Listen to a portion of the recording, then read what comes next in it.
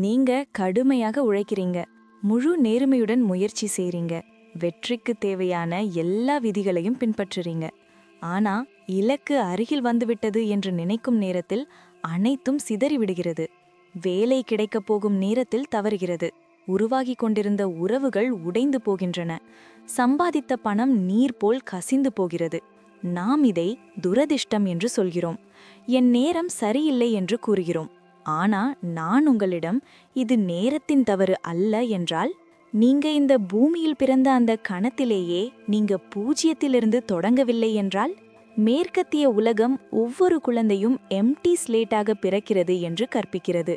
ஆனா நம் வேதங்கள் மற்றும் பண்டைய முனிவர்கள் வேறொரு உண்மையை கூறுகின்றனர். இந்திய தத்துவத்தின்படி நீங்க இந்த உலகிற்கு காலியாக வரவில்லை.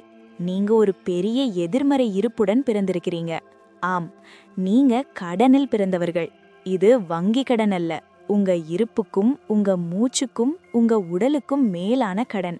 ஆயிரக்கணக்கான ஆண்டுகளுக்கு முன் தைத்திரிய சம்ஹிதையில் முனிவர்கள் ஒரு ரகசியத்தை வெளிப்படுத்தினர். ஒவ்வொரு மனிதனும் பிறந்தவுடன் 3 பெரிய கடன்களுடன் பிறக்கிறான். இதையே ரிணத்ரயம் என்று அழைக்கிறார்கள். இந்த ஆன்மீக கடன் செலுத்தப்படாமல் இருந்தால் உங்க கர்மம், உழைப்பு, அதிர்ஷ்டம் அனைத்தும் பூட்டப்பட்டவாறேயே இருக்கும். நீங்க எவ்வளவு லா ஆஃப் அட்ராக்ஷன் செய்தாலும், எவ்வளவு முயன்றாலும் பழைய கணக்கு மூடப்படவில்லை என்றால் புதிய பாதை திறக்காது.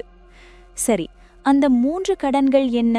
தினமும் நீங்க அறியாமல் செய்யும் எந்த தவறே உங்கள் முன்னேற்றத்தை தடுக்கிறது? இதை அறிய நாம் வேதங்களின் ஆழமான ரகசியத்துக்குள் செல்வோம். கர்மம் மற்றும் கடன் இரண்டிற்கும் உள்ள வித்தியாசத்தை முதலில் புரிந்து கொள்ள வேண்டும். கர்மம் என்பது நீங்க செய்வது, உதவி, உழைப்பு போன்றவை. ஆனால் கடன் என்பது ஏற்கனவே நிலுவையில் இருப்பது. இந்த வாழ்க்கை உங்க சொந்த வீடல்ல, வாடகை வீடு. தாயின் கருவில் ஆன்மா வரும்போது உடல் இலவசமாக கிடைப்பதில்லை.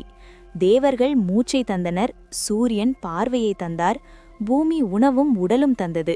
இவை பரிசு அல்ல, கடன். சதபத பிராமணத்தில் கூறப்பட்டுள்ளது, மனிதன் பிறக்கும்போதே 3 பெரிய கடன்களுடன் பிறக்கிறான். வாடகை வீட்டு உதாரணம் போல, வாடகை கொடுக்காவிட்டால் வாழ்க்கை சிரமமாகும். அதுபோல ஆன்மீக வாடகை செலுத்தாவிட்டால் இயற்கை தடைகள் உருவாக்கும். உடல் நலம் குன்றும், வேலைகள் கெடும், வீட்டில் கலகம் வரும். இந்த கடன் 3 சக்திகளுக்கு: தேவர்கள், ரிஷிகள், முன்னோர்கள். முதல் கடன் தேவரினம். தேவன் என்றால் ஒளி தருபவன், கொடுப்பவன். நீங்க சுவாசிக்கும் காற்றிற்கு கட்டணம் செலுத்தினீர்களா? சூரியனின் ஒளிக்கு? நீர், நிலம், அக்னி அனைத்தும் தெய்வ சக்திகள். பகவத்கீதையில் கிருஷ்ணர் கூறுகிறார், இயற்கையிடமிருந்து பெற்றும் திருப்பி கொடுக்காதவன் திருடன் என்று. தேவ கடன் அதிகரித்தால் உடல் ஒத்துழைக்காது, காரணமில்லா துரதிர்ஷ்டம், தடைகள் ஏற்படும். இதை அடைக்க எளிய வழிகள்: பஞ்ச மகா யக்னம். உணவின் முதல் பங்கை உயிர்களுக்கு கொடுங்க. சூரியார்யம். தினமும் சூரியனுக்கு நீர் கொடுங்க. உங்களை சுற்றி உள்ள உயிர்களுக்கு நீர் கொடுங்க. வளங்களை மதிப்பு. நீர், அன்னம் இரண்டையும் வீணாக்காதீங்க. இரண்டாவது ரிஷிரினம். அறிவு, மொழி, தர்மம், முனிவர்களின் பாரம்பரியம். இன்று தகவல் அதிகம், ஞானம் குறைவு. ரிஷி கடன் செலுத்த ஸ்வாத்தியாயம். தினமும் 15 நிமிடம் ஆன்மீக நூல் படிங்க. ஞானதானம், கற்றதை பகிர்வு. இல்லையெனில் புத்தி குழப்பம், முடிவெடுக்க முடியாமை ஏற்படலாம். மூன்றாவது பித்ருரினம். உங்கள் உடல், ஜீன், முன்னோர்களின் பரிசு. அவர்களை மறந்தால் குடும்பத்தில் கலகம், சந்ததி தடைகள், மீண்டும் மீண்டும் நோய்கள் வரும். இதனை அடைக்க சிராதம், தர்ப்பணம். சந்ததி மற்றும் நல்ல பண்புகள் அல்லது சமூக சேவை, மரபு உருவாக்கம்.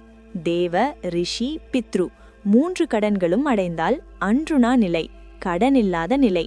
அதுவே உண்மையான விடுதலைக்கான பாதை. சந்நியாசி துரைக்கிறான், கிரகஸ்தன் செலுத்துகிறான். சூரியனுக்கு நீர், நன்றி. அறிவு பகிர்வு, நன்றி. மாதாபிதா சேவை, நன்றி. புகார் மனப்பான்மை நன்றியுணர்வாக மாறும் நாளே உங்கள் வாழ்க்கை கதவுகள் திறக்கும். இப்போது ஒரு கணம் நின்று சிந்தியுங்கள். உங்கள் வாழ்க்கையில் எந்த பகுதி நின்று போயுள்ளது? உடல் நலம் அதிர்ஷ்டம், தேவகடன். குழப்பம் ரிஷிகடன். குடும்ப கலகம் பித்ருகடன். இன்று முதல் எந்த கடனை முதலில் அடைக்கப் போகிறீர்கள் என்று முடிவு செய்யுங்கள். இந்த அறிவு பயனுள்ளதாக இருந்தால் உங்க ஃப்ரெண்ட்ஸ் அண்ட் ஃபேமிலிக்கு பகிருங்க. அதுவே உங்கள் ஞானதானத்தின் தொடக்கம். உங்கள் கடன்களை அடைத்துக்கொண்டு விடுதலையை அடையுங்கள். அடுத்த வீடியோவில் சந்திக்கலாம். நன்றி.